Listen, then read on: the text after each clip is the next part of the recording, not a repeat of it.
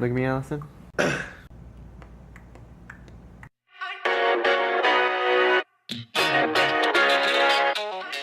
Hi everyone, welcome to Fridays on Gays for Days. I am Walter, and you guys have met this creature before. Her name is Allison. Hello, I am the creature that is named Allison. This week, we are talking about our coming out stories, and I brought Allison here because I don't have an interesting coming out story.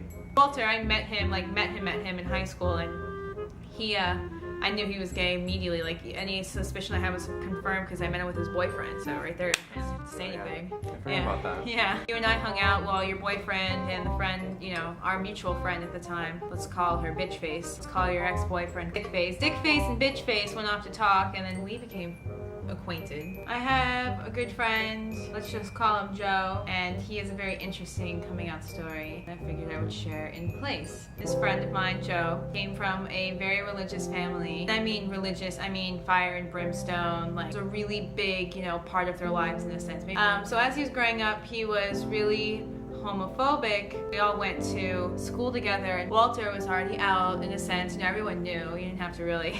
Yeah. Even if you didn't know Walter, you knew that he was out. He was just that token gay guy in school. And my friend Joe was so in the closet, like in a suitcase with a bunch of locks and chains, with dust and spider webs on it in the back of the closet. Funny enough, as high school goes on, he's still not out. Everyone thinks that he's gay and is always asking me, is Joe gay? Is Joe gay? And I'd be like, no, Joe's not gay. He says he's not, even though he might be, but he says he's not, so he probably isn't.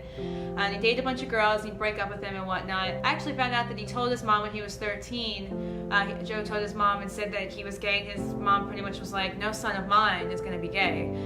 So technically he already knew for a long time, but he kept it to himself even from his closest friends, and I was one of his closest friends for over 5 years. And then he goes to New York, and he comes out of the closet, and he meets this big burly black Spanish guy who he's been dating now for 4 years, and just kind of threw all that shit to the wind. When he told his parents were like, oh well, you're not our child anymore, how dare you. His dad tried to almost buy him back to being straight, like gave him $10,000, which is a lot of money, but he was very prideful about it, and was financially capable, so he didn't need the money, and used it like on friends and stuff, just because he didn't want to show that he was going to accept that sort of bribe.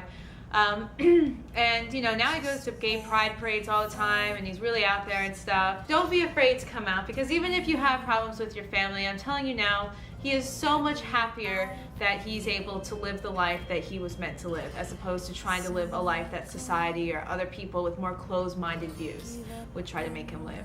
So come on out, join this gay parade party, and realize that you will find family within the community, and if your family truly loves you, they will accept you eventually. It just takes time. These sort of things can be traumatic to people who just don't expect it to go that way. Seriously.